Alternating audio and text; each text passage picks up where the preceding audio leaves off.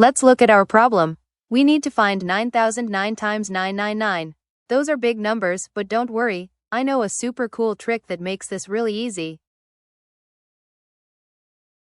Here is the trick. Look at 999 closely.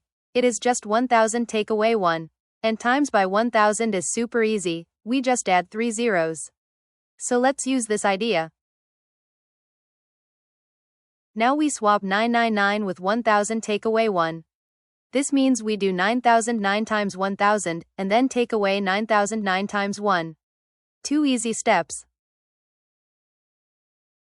We give 9009 to both numbers inside the bracket.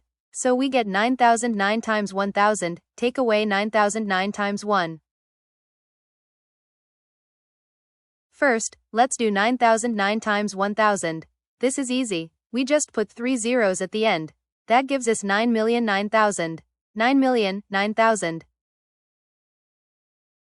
Now let's do 9009 times 1. Any number times 1 is just that same number. So we get 9009. Now we take the big number 9,009,000 and take away 9009. Let's set this up carefully and work it out. Let's line up the numbers and take away. Starting from the right, 0 take away 9, we can't do that, so we borrow. After all the borrowing, we get 8,999,991. So 9,009,000 take away 9,009 gives us 8,999,991. That's our answer. We did it. 9009 times 999 is 8,999,991. See how the trick made this so much easier?